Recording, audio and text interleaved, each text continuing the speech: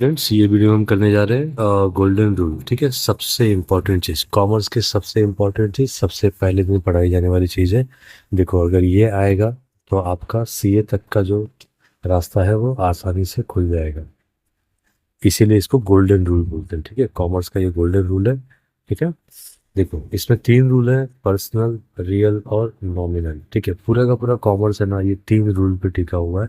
ठीक है, देखो एक सीए भी होता है ना, आप एएफआई जैसे में हो तो आप भी क्या करोगे, डेबिट और क्रेडिट करोगे। और ये जो सीए होता है, जो बड़े बड़े ऑफिसेज देखे हैं आपने, बैंक देखते हो, वहाँ पे भी क्या होते हैं, डेबिट और क्रेडिट ही होते हैं। ठीक है, बिजनेस के अकाउंट्स को संभालने के लिए क्या किए जाते हैं, डेबिट और क्रेडिट। तो तीनों रूल में देखोगे तो डेबिट और क्रेडिट दिया हुआ है। तो पर्सनल अकाउंट का रूल क्या है, debit the receiver, credit the giver. मतलब रिसीवर को डेबिट करो, गिवर को क्रेडिट करो। ठीक है, रियल अकाउंट का रूल क्या है, डेबिट व्हाट कम्स इन। ठीक है, बिजनेस में जो चीज़ आएगी उसको हम क्या करेंगे, डेबिट, और क्रेडिट किसको करेंगे, जो बिजनेस से गोज आउट होगा। उसके अलावा नॉमिनल अकाउंट में क्या है, डेबिट और एक्सपेंसेस एंड लॉसेस। मतलब एक्सपेंस है, लॉस है, उसको हम क्या करेंगे, डेबिट, और क्रेडिट किसको करेंगे, इनकम एंड गेन्स को। कहाँ पे, नॉमिनल अकाउंट में।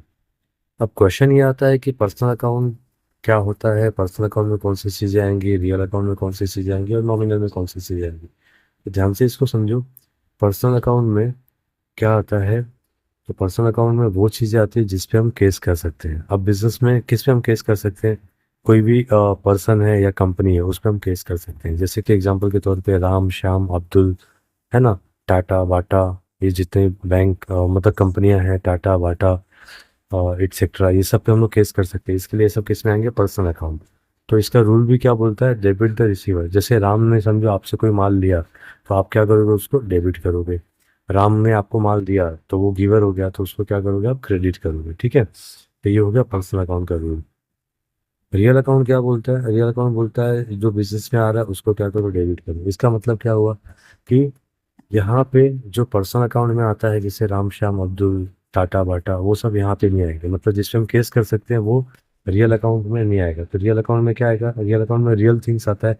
जैसे कि कैश, जो चीज़ें हम देख सकते हैं, छू सकते हैं, लेकिन केस नहीं कर सकते। जैसे कैश हो गया, गुड्स हो गया, फर्नीचर हो गया, एसेट्स हो गया, फर्नीचर हो गया, बिल्डिंग हो गया।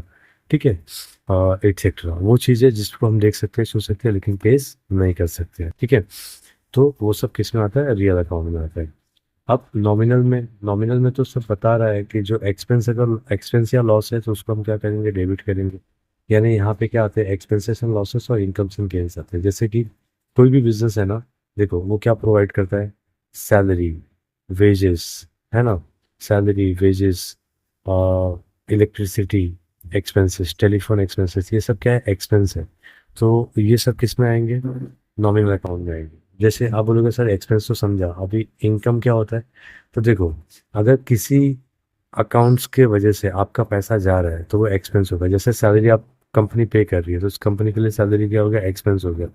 लेकिन अगर कंपनी को कमीशन मिल रहा है, रेंट मिल रहा है ना, रेंट अगर पे कर रहे हैं तो एक्सपेंस होगा, रेंट अगर रिसीव कर रहे हैं तो क्या हो जाएगा, इनकम हो जाएगा। ठीक है, आई होप आप लोग को ये समझा होगा। समझा तो वीडियो को लाइक और शेयर जरूर करो, ये बहुत इंपॉर्टेंट है, इसको याद कर लेना।